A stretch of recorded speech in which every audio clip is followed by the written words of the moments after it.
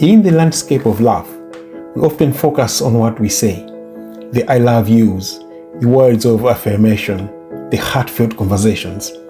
But what if this most profound language of love isn't spoken at all? What if it's heard? True intimacy is forged not in the moments we articulate our own feelings, but in the quiet, focused space we create to fully receive our partners. This is the essence of the listening love language, the transformative practice of hearing not just the words, but the heart, history, and hope behind them. Many of us believe we are good listeners, but in reality, we are often just waiting for our turn to speak. We listen to respond, to solve, or to correct. We miss the subtle cues in the tone of voice or the unspoken need hidden in a complaint. This gap between hearing and truly listening is where disconnection begins to grow, leading partners to feel misunderstood, unseen, and alone even when they are together. It's a quiet erosion that can weaken the strongest of bonds over time. This video is an invitation to change that dynamic. We will explore how shifting from a reactive to a receptive state can build trust, resolve conflicts before they escalate, and create a sanctuary of emotional safety. When you master the art of listening as an act of love, you offer your partner or your spouse the most powerful validation of all, the certainty that their voice matters, their feelings are valid, and their inner world is a place you are honored to visit. This is the foundation upon which unshakable connection is built. To guide you on this journey, this video will break down 10 practical lessons designed to help you improve this crucial love language. We will move from theory to action, providing clear strategies to help you listen more intently, talk less, and speak only when necessary to deepen understanding and connection. Lesson number 1, the unheard echo. In the symphony of a relationship, speaking often takes center stage. We focus on finding the right words, articulating our needs, and expressing our love. But what if the most profound instrument in the entire orchestra is not the voice, but the ear? True connection flourishes not when we are heard to speak, but when we speak to be heard. In this video, we explore the transformative power of moving beyond passive hearing to active, empathetic listening, the silent language that whispers, "You matter, I am here, and your world is safe with me." Lesson number 2, the architecture of understanding. Listening is not a passive state of reception, it is an active process of construction. When we truly listen, we are not just collecting sound waves and words. We are building a framework to understand our partner's or spouse's internal world, their fears, their joys, their unspoken hopes. This architecture of understanding becomes the shelter where vulnerability can safely reside, forming the bedrock of profound intimacy. Lesson number 3, the antidote to invisibility.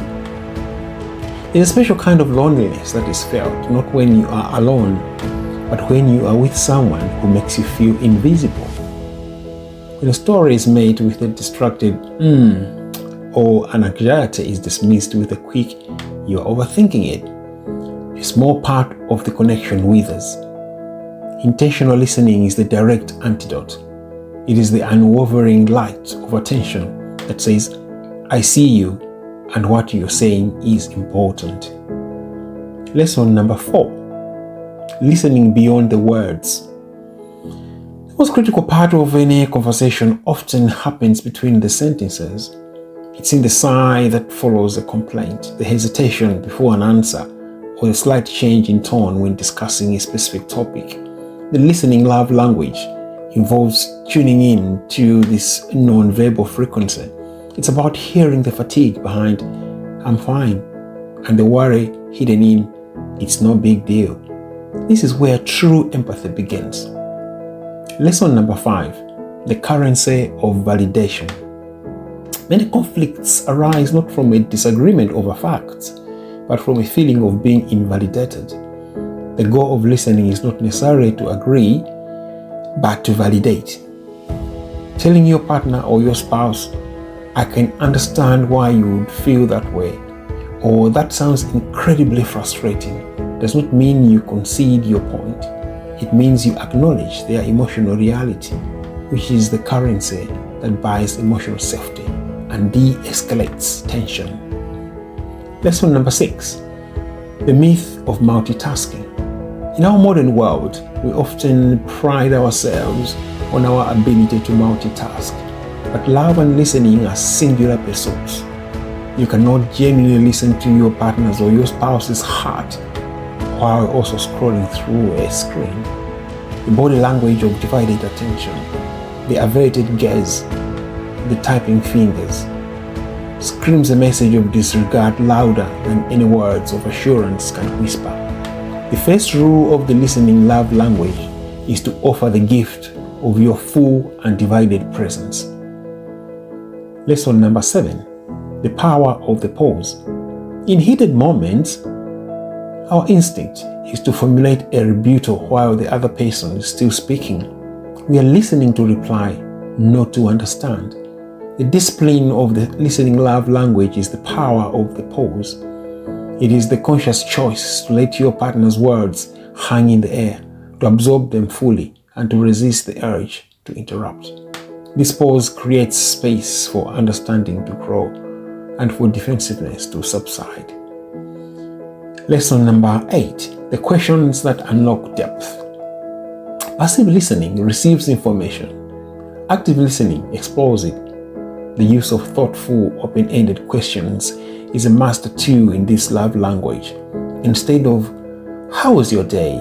try, "What was the most challenging part of your day?" Or, "What are you most looking forward to this weekend?"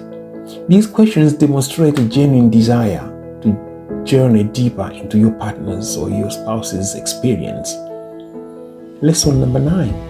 Listening to forge a shared narrative. A couple's identity is built upon a collection of shared stories, the remember when moments that become the folklore of their relationship. Deep listening is essential to this process. It means remembering the small details, celebrating the retelling of fond memories, and honoring each other's perspective on shared events. This co-authoring of your stories solidifies your identity as a united we. Lesson number 10. The healing balm of being heard. Many of the emotional wounds we carry from a stressful workday to a personal disappointment doesn't necessarily need a solution. They need a witness. When your partner or spouse listens without judgment, without rushing to fix it, but simply by holding space for your experience, it acts as a healing balm. The problem may not disappear, but the burden is halved because it is now shared. So, ultimately, this transcends communication technique. It becomes a tangible daily act of love, choosing to listen when you are tired, choosing to understand when you feel misunderstood, and choosing to prioritize your partner or your spouse's needs to be heard over your own desire to be right. These are the moments where listening transforms from a skill into a sacred offering of the heart. Making this a consistent practice requires intentionality. It can help to set aside dedicated listening time without distractions. Practice reflective listening by paraphrasing what you heard and gently holding each other accountable when old inattentive habits creep back in. This is the gardening work that allows the listening love language to flourish. In the end, the listening love language is the silent symphony that plays beneath the words of a thriving relationship. It is the steady rhythm of patience, the melody of empathy, and the harmony of shared understanding. While grand gestures and loving words have their place, it is this quiet, consistent practice of truly hearing one another that builds a connection that is not only unbreakable, but also deeply and profoundly nourishing. It is the the ultimate affirmation. In your presence, I am home. Thank you for listening.